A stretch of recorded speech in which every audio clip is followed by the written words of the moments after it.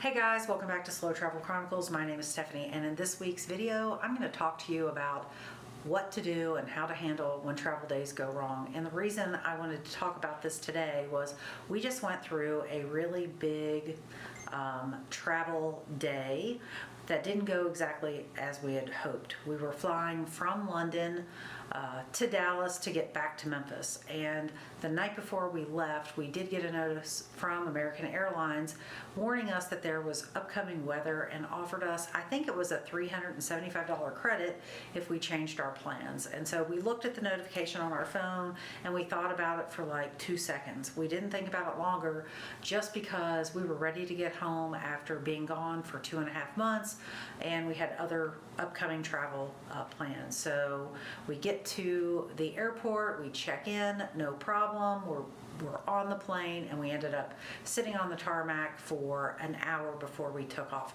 No big deal. The pilot made up time in the air, and when we get to Dallas, we land on time, maybe even a few minutes early. But unbeknownst to us, there had been a bad storm, actually some tornadoes in the Dallas area, and the airport had shut down that morning at 8:30 in the morning. We landed about 4:15, 4:30, and we ended up sitting on the plane for almost 3 hours. During that time, we got a notification that our connecting flight to Memphis was delayed, and then eventually we got a cancellation notice. I had traveled with work previously on a semi-regular basis and decided, hey, let's go ahead and just book a rental car because, Dallas to Memphis is an 8-hour drive. Garrett didn't want to do that, but I insisted, so we booked a car, and we kept sitting on the plane longer and longer, and I kept pushing back the pickup time.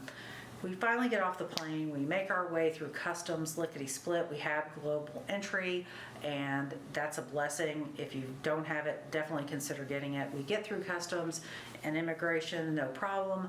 We catch the shuttle bus over to the rental car terminal, and we are at least 70 back in line, and we finally made our way through. After about 2 hours, we get a rental car.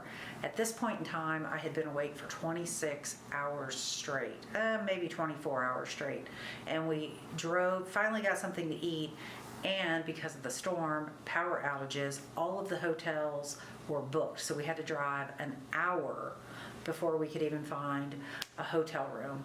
I was tired. I probably shouldn't even have been driving, to be perfectly honest with you, because I hadn't slept on the plane. We check in, we sleep, we get up, we get on the road, everything is fine until we get pulled over by a cop somewhere in Arkansas. They said that I was following too closely. I don't think that was the case. I am known to have a lead foot, but I don't normally, ride somebody's butt in a car. And he said when he came to the window that he wanted to make or the police wanted to have their presence known in this town outside of Little Rock somewhere. And so he asked me to step out of the car, go back to the police car, talk to him. Then Garrett had to go back and talk to him, and he eventually searched our car. Obviously nothing was found.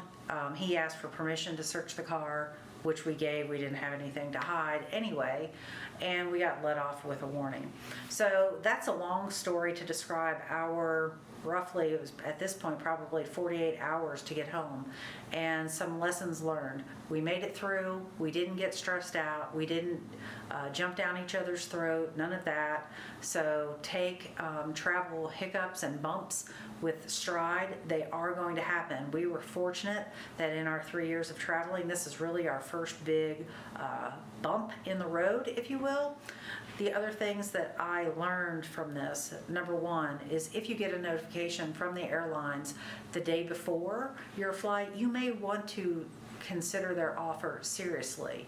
Another thing that I would do in the future would be look at the weather to anticipate problems in my destination city. I could have potentially contacted the airline when I got the offer to either delay, or maybe I could have flown into a different city that I could have gotten a better connection or a different connection back to Memphis, or I could have gotten closer to home to drive. So Dallas is 8-hour drive to Memphis, but Atlanta would have been 5.5 or 6, so that would have been a better drive. So things to consider going forward.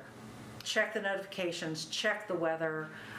Definitely, I'm glad I booked the rental car when I did on the plane, and hopefully you never encounter a travel hiccup or bump like we did, but you likely will the more you travel. And anyway, it's not a big deal. You'll get through it.